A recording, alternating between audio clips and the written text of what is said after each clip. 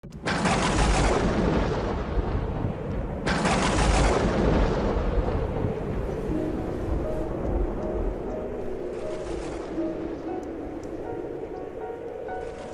aquel tiempo se retiraron los fariseos y llegaron a un acuerdo para comprometer a Jesús con una pregunta.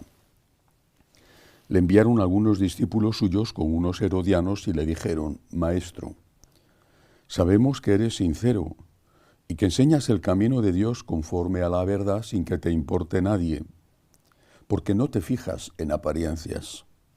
Dinos, pues, ¿qué opinas? ¿Es lícito pagar impuesto al César o no? Comprendiendo su mala voluntad, les dijo Jesús: Hipócritas, ¿por qué me tentáis? Enséñame la moneda del impuesto. Le presentaron un denario. Él les preguntó: ¿de quién son esta imagen y esta inscripción? Le respondieron: del César. Entonces les replicó: pues dad al César lo que es del César y a Dios lo que es de Dios. Palabra del Señor.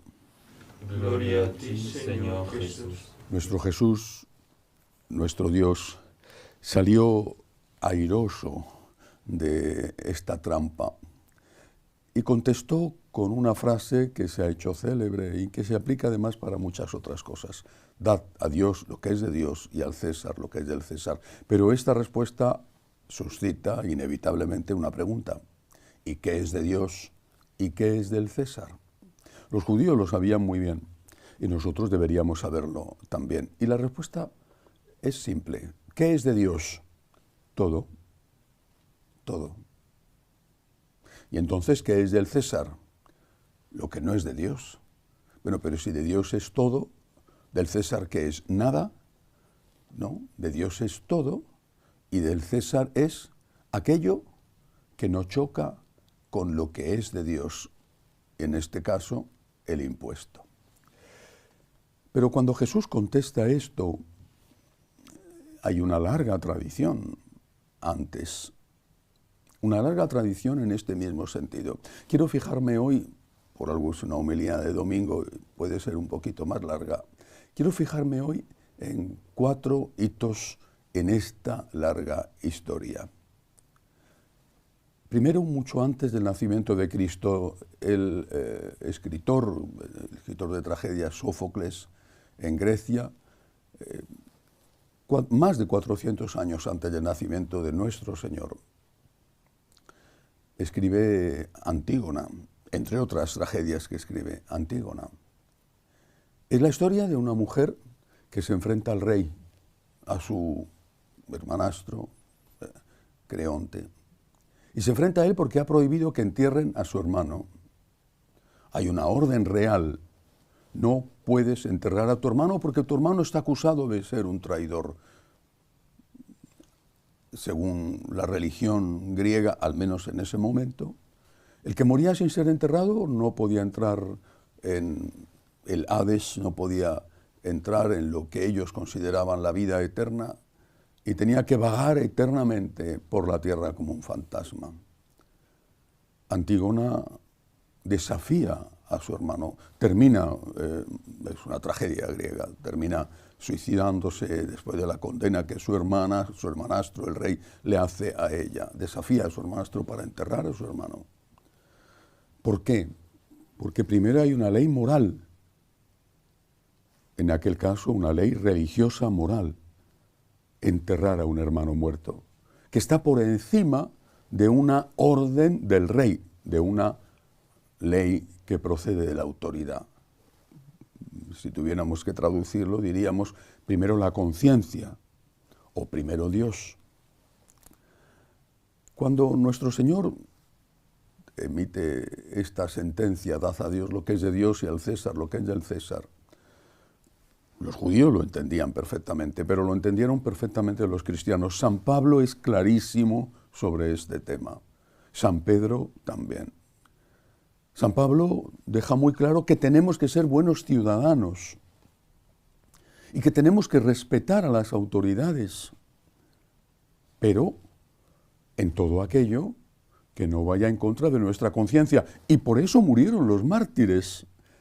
No porque fueran unos revolucionarios, por ejemplo, como aquel gladiador Espartaco que se levantó contra la tiranía de Roma y levantó a los esclavos en una lucha que terminó mal. Los cristianos no eran unos revolucionarios contra el orden instituido. Querían ser buenos ciudadanos, desde el esclavo hasta el senador. De todo había. Buenos ciudadanos que pagaban sus impuestos, que estaban en el ejército o que servían como funcionarios o que eran comerciantes, eran buenos ciudadanos. Y eso es lo que les dicen San Pedro y San Pablo: sed buenos ciudadanos, brilla así vuestra luz entre los hombres. Pero cuando les obligaron a poner incienso ante la estatua del emperador, dijeron que no. Y murieron mártires a miles. Primero Dios, dad a Dios lo que es de Dios, y al César el resto, pero a Dios primero Dios. En el siglo de oro español tenemos tantos extraordinarios escritores, tantos y pintores, pero uno de ellos, me gusta mucho, Calderón de la Barca, escribe El alcalde de Zalamea. Cuando el capitán, alojado en la casa de Pedro Crespo, abusa o intenta abusar de su hija, y para defender el honor de su hija mata al capitán, es llamado a la justicia del rey y le responde: al rey la hacienda y la vida se han de dar, pero el honor es patrimonio del alma y el alma solo es de Dios. En una época de absolutismo monárquico, aquel escritor que refleja el sentimiento del pueblo castellano, que refleja el sentimiento de un católico, le dice: la autoridad del rey tiene límites. Y el límite de la autoridad del rey es una autoridad que está por encima de la de él, la autoridad de Dios. De niño aprendí estos versos y forman parte de mi patrimonio moral y no solo cultural. Al rey la hacienda y la vida se han de dar, pero el honor es patrimonio del alma y el alma solo es de Dios. ¿Y eso cómo lo traducimos a nuestra época? Lo hace perfectamente Benedicto XVI y lo hace estableciendo los llamados por él los 3 principios innegociables. No nos dice Benedicto XVI que nos convirtamos en terroristas, subversivos, revolucionarios. No dice nada de eso. Pero dice que hay unos principios que están por encima de la autoridad, incluso de una autoridad democrática. Establece que el católico no puede votar ni legislar en contra de la vida, en contra de la familia y en contra del derecho de los padres a ser ellos los que tengan la última opinión y decisión sobre la educación de sus hijos. Los 3 principios innegociables. Antes de Cristo, Sófocles, Antígona enterrando a su hermano en contra del rey y suponiéndole para ella la muerte. Recién muerto, resucitado nuestro Señor, San Pedro y San Pablo diciendo: tenemos que ser buenos ciudadanos, pero hay un límite. Primero Dios. En nuestro siglo de oro, al rey la hacienda y la vida se han de dar, pero el honor es patrimonio del alma y el alma solo es de Dios. Benedicto XVI, los 3 principios innegociables. Es lo mismo. Primero Dios, porque a Dios, que nos lo ha dado todo, tenemos que darle todo. Y lo que no vaya en contra de ese todo que le debemos a Dios, que son las leyes morales que están en nuestra conciencia. Sófocles vivió varios siglos antes de Cristo, pero ya había una conciencia. Y después, en nuestra conciencia iluminada por la revelación, pues demos el resto a la autoridad. Esta es la maravillosa, valiente y muchas veces heroica teoría que sostenemos. Ahora hay que aplicarlo, como siempre, a la vida personal.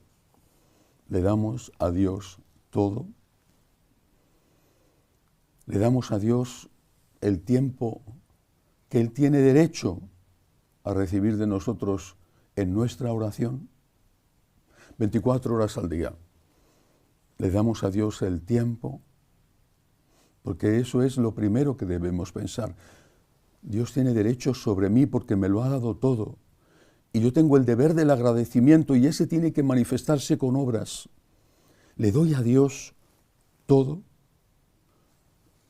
No significa 24 horas al día ante el sagrario, pero sí le doy a Dios todo poniéndolo en el primer lugar y dedicando en una parte de mi tiempo a Él, la oración, la Santa Misa, el rezo del rosario. Le doy a Dios todo. Le doy a Dios todo cumpliendo sus mandamientos o reconociendo mi pecado cuando no los cumplo,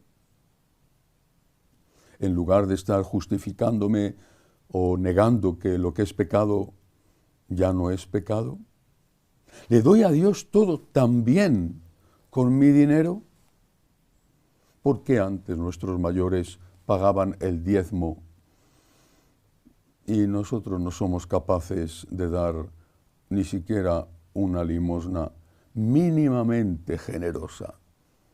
Porque ellos sabían esto, que a Dios había que darle todo. Le doy a Dios todo en mi vida cotidiana. Cuando alguien me propone algo que va en contra de Dios y yo rechazo esa propuesta, aunque pueda ser beneficiosa económicamente o para progresar en mi carrera, dad a Dios lo que es de Dios, todo. Y al César, lo que es del César, aquello que no choca contra lo que le debemos a Dios, al rey, al emperador, al jefe de gobierno, al parlamento. La hacienda y la vida se han de dar, pero el honor es patrimonio del alma y el alma solo es de Dios. Que así sea.